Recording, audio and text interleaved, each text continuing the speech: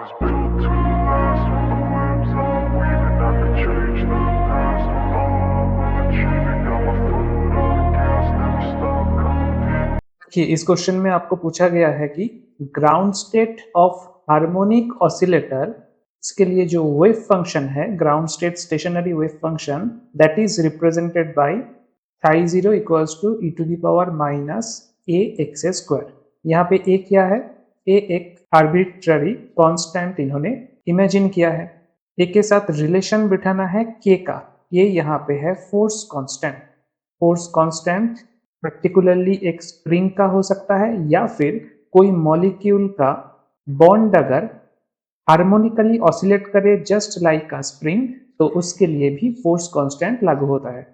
Now for a harmonic oscillator ground state wave function क्या होगा?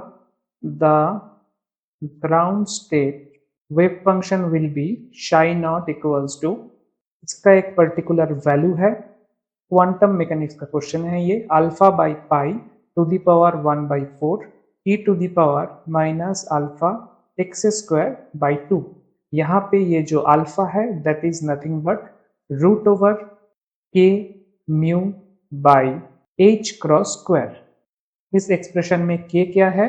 इन this expression k is force constant. Second parameter क्या है? This is reduced मास।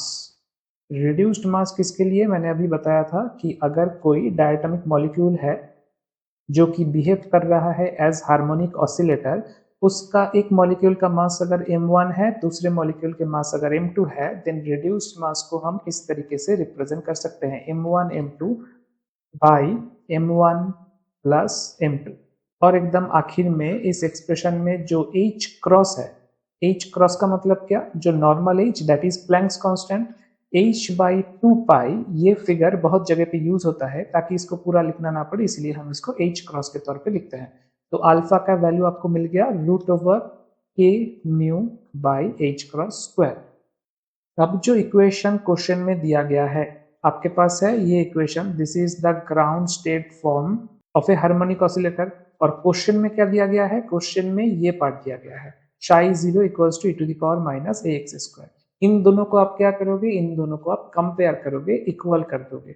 आप इनको नीचे लिख लो कि psi 0 ये क्वेश्चन में है e to the power minus ax square, और हमारे पास जानकारी है कि this is equals to alpha by pi to the power 1/4 e to the power minus alpha x square by 2। अब नॉर्मली जैसे मैथमेटिकली हम कोई इक्वेशंस को इक्वल कर देते हैं, यहाँ पे आप वो मत करना कि equation 1 equals to equation 2, because ये जो फैक्टर है e to the power minus alpha x square by 2, इसके पहले ये जो फैक्टर है this is nothing but normalization constant. ये कोई भी वेव फंक्शन को नॉर्मलाइज करने के वक्त हमको मिलता है, और नॉर्मलाइजेशन कांस्टेंट के बिना भी इक्वेशन को कंपेयर किया जा सकता है। मतलब without normalisation constant we can imagine this equation as unnormalised form e to the power minus alpha x square by 2।